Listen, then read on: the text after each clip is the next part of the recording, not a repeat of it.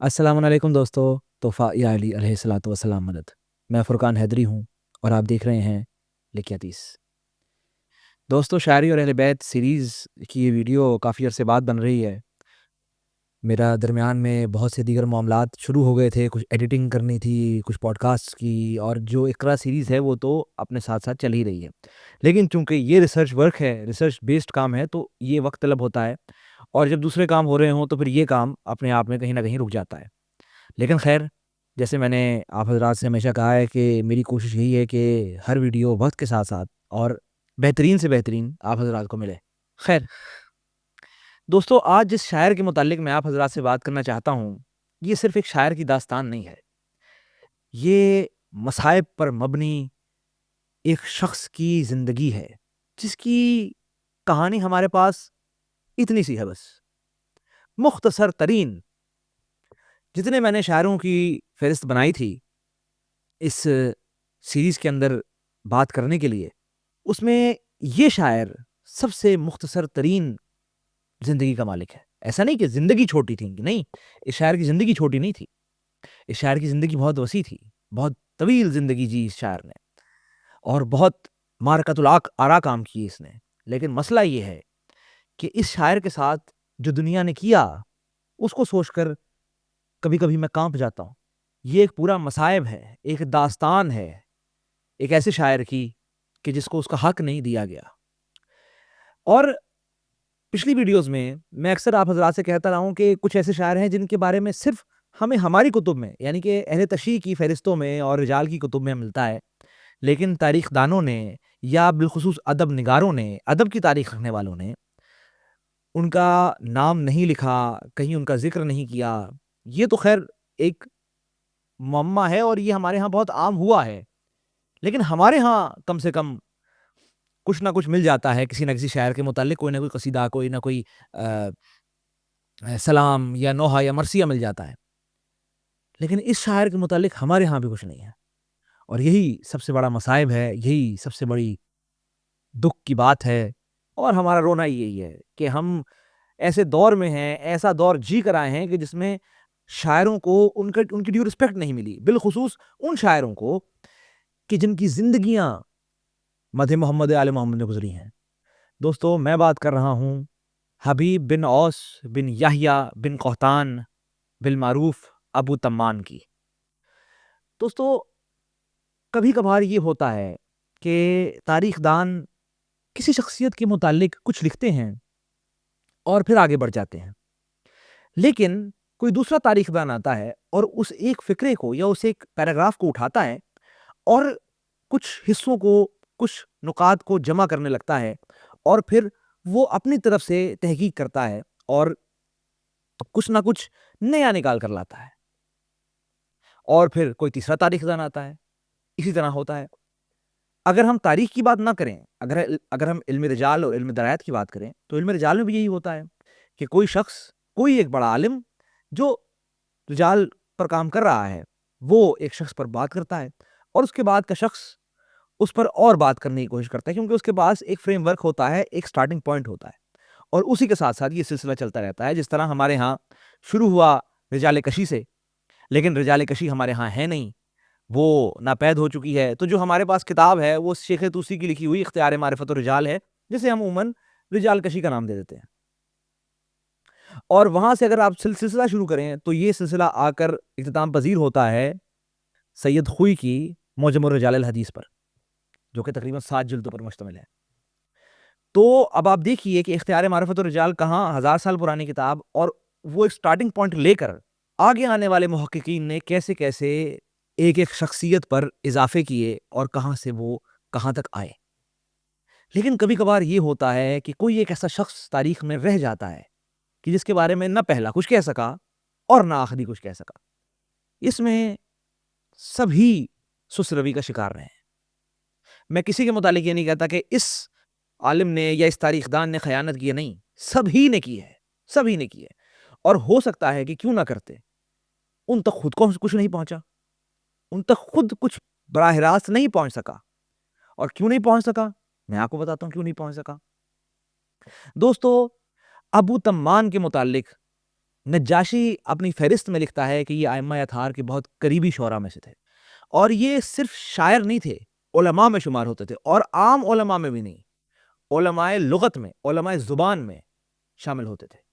یہاں تک کہ اب یہ نجاشی لکھ رہے ہیں اپنی فہرست میں کہ 4000 دیوان حفظ تھے انہیں، شاعری سے اتنا شوق تھا، اور خود انہوں نے تقریباً 2000 قصیدے بحر رجز میں مرتب کیے تھے، اور 20 قطعات انہوں نے نقل کیے تھے، مرتب کیے تھے، تخلیق کیے تھے، جیسا آپ سمجھ لیں۔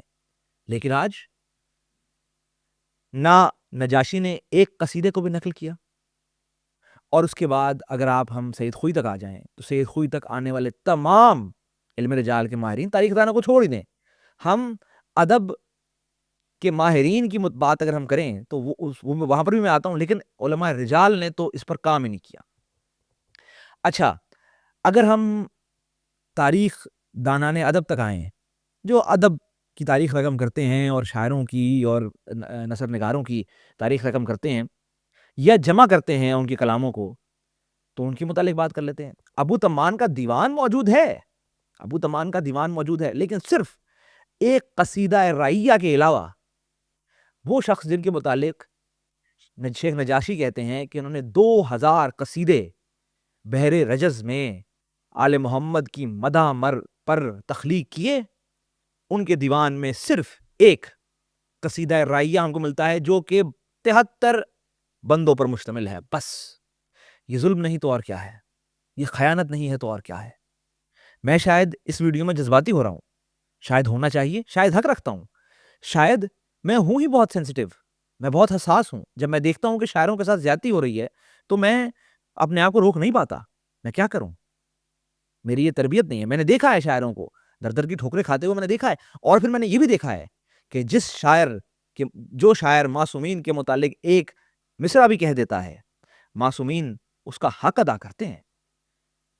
اور شاید میرا آج کی ویڈیو بنانا معصومین کی طرف سے یہ حق ادا کرنے کا ہی ایک طریقہ ہے، شاید میں خود بھی ایک ذریعہ ہوں اس کو پورا کرنے کے لیے۔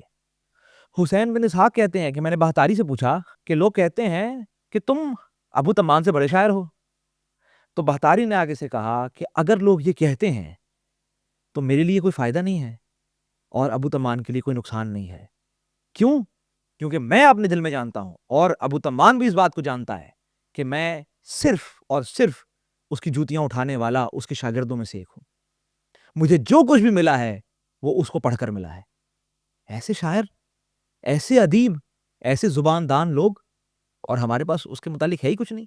ہمارے پاس تاریخ پیدائش اور تاریخ وفات کے علاوہ بھی جہاں نجاشی لکھتے ہیں کہ یہ معصومین کے بہت قریب تھے، امام جواد کے دور میں ان کی شہادت ہوئی ہے یا وفات ہوئی ہے، اس کے بارے میں نہیں جانتا، لیکن یہ جانتے ہیں کہ امام جواد کے دور میں ہوئی ہے، کیونکہ اب یہ جو سیریز کا جس حصے پر آ کر پہنچ گئی ہے، اب یہ 3 صدی ہجری کے شعراء شروع ہو گئے ہیں۔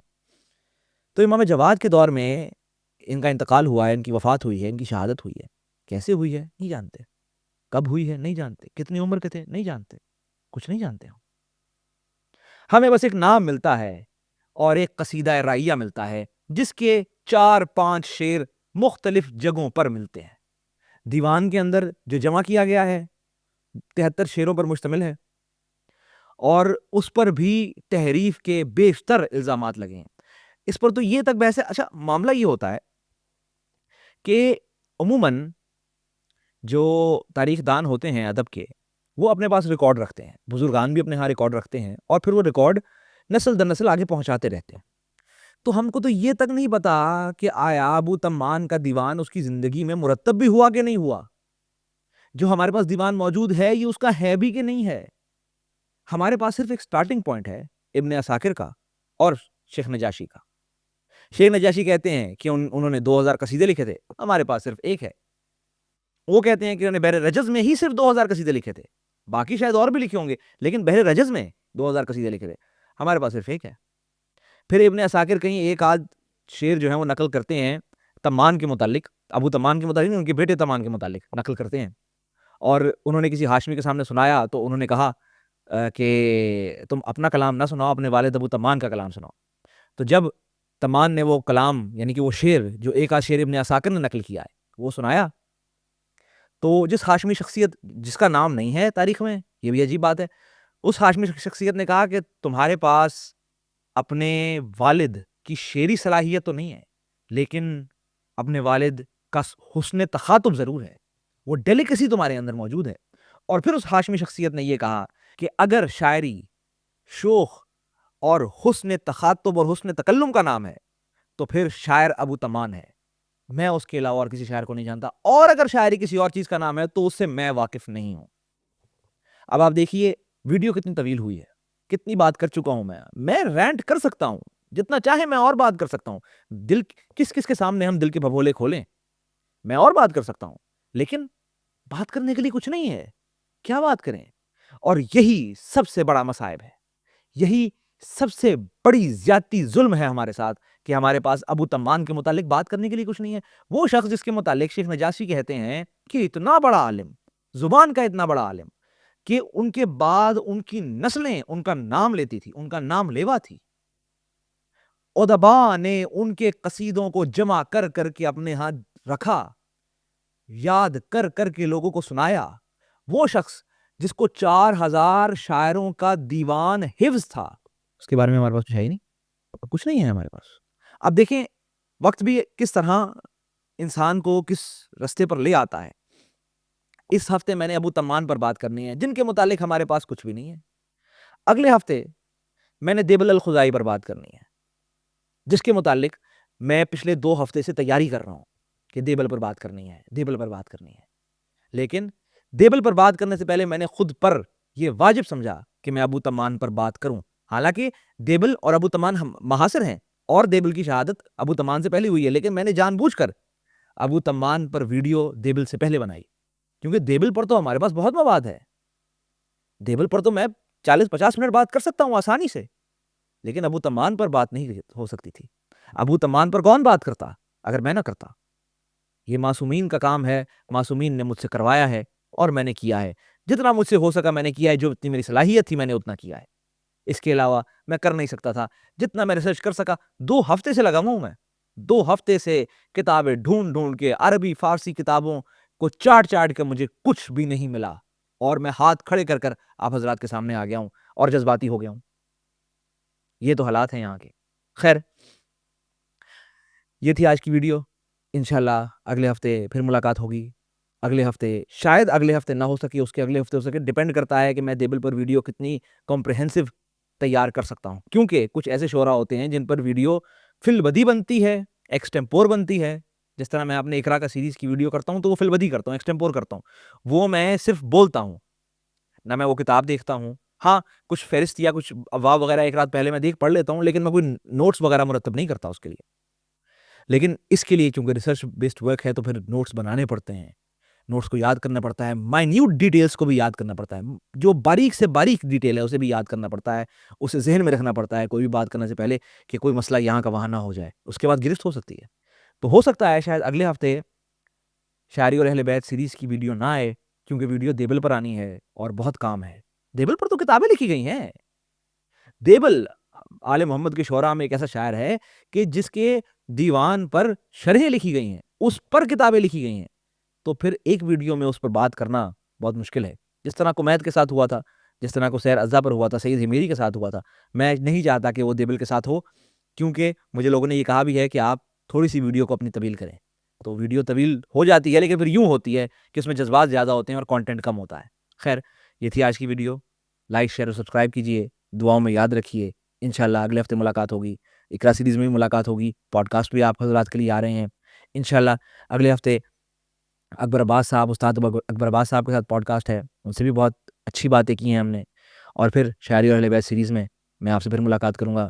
تب تک کے لیے میں ہوں فرقان حیدری اور آپ دیکھ رہے ہیں لکھیاتیس۔